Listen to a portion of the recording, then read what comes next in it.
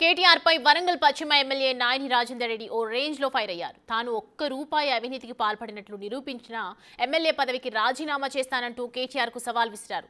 BRS నేతలే దొంగలే అన్నట్లు వ్యవహరిస్తున్నారని ఫైర్ అయ్యారు. బీఆర్ఎస్ వాళ్ళు 10 జన్మలకు సరిపడా పాపాలు చేశారని ఆగ్రహం వ్యక్తం చేశారు. ఏమంటానా మీరందరి సమక్షంలో కేటీఆర్ గారిని అక్కడికి రమ్మనాలే. ఎక్కడికి? నువ్వు వరంగల్కు మున్సిపల్ కార్పొరేషన్ సమక్షంలో ఏం చేసినావో మేమేం తెచ్చినామో ఆయన వచ్చి మాట్లాడితే ఇప్పుడు మీరు అన్నదానికి మీ అందరి సమక్షంలోనే చర్చ పెడదాం. మరి కేటీఆర్ తప్పుంటే కేటీఆర్ రాజీనామా చేయాలి, లేదంటే నిజమైతే నేను రాజీనామా చేస్తా. నేను ముందే సంతకం పెట్టి మీకు ఇది ఇవ్వాలనే. వాళ్ళకి అది ఉంటే రమ్మని చెప్పండి. నేను మీ సమక్షంలో ఇదివరకు 10 సార్లు ఆయన ఎమ్మెల్యే ఉన్నప్పుడు కూడా చర్చకు పిలిస్తే రాలేదు. ఇవాళ నేను ఎమ్మెల్యే ఉండి పిలుస్తున్నా రాడు అస్సలకి రాడు. ఎందుకంటే నేను ఆధారాలతోటి పెడతా. వీళ్ళు ప్రతి దాంట్లో కూడా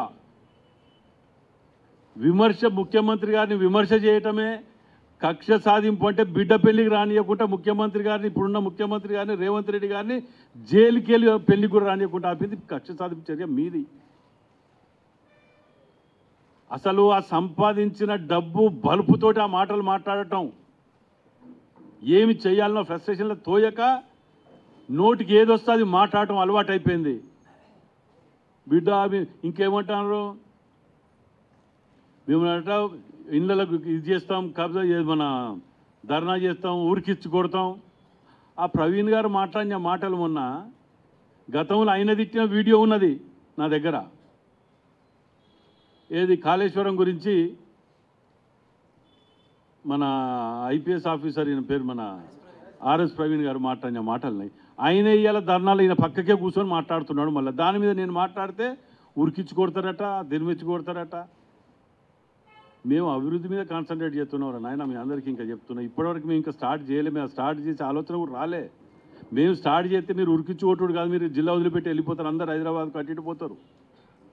మేము ఇంకా స్టార్టే చేయలేదు. స్టార్ట్ చేస్తే కేసులు ఉండాలి కదా, ఏవి లేవు కదా ఇంతవరకు. పోనీ మిమ్మల్ని ఎవరినన్నా మా వాళ్ళు వేధించినట్టు కానీ, కొట్టినట్టు కానీ, తిట్టినట్టు కానీ ఏమైనా కేసు ఉంటే చూపి. అవి ఉండయి. పొద్దుగా లేస్తే వాళ్ళ ఇవాళ చూడండి, వాళ్ళు టీఆర్ఎస్లో ఉన్న, రాష్ట్రంలో ఉన్న మాజీ ఎమ్మెల్యేలు, ప్రజెంట్ ఉన్న ఎమ్మెల్యేలు, నాయకులు ఎవ్వడు 1000 కోట్లకు తక్కువ లేకుండా దున్నపోతులు పలిచినట్టు పలుచున్నారు. ఆ అహంకారంతో వచ్చిరాని మాటలు మాట్లాడితే ఏది మాట్లాడినా చెల్తుంది, నా యూట్యూబ్ ఛానల్ పెట్టుకొని ఏది మాట్లాడినా నడుస్తుంది అని అహంకారంతో పోతున్నారు. మంచి పద్ధతి కాదు. ప్రజలకు మొత్తం తెలుసు, మీ బతుకులేందో మీ చరిత్ర ఏందో తెలుసా, పక్క కూసబెట్టింది. ఇలా ఇప్పటికైనా పద్ధతి మార్చుకొని వ్యవహరించండి. మీరు ఇదే పద్ధతిలో కనుక పోతే ప్రజలు క్షమిస్తారో తెలియదు, కానీ మేము మా ఓపికను పర్యవేక్షించాం.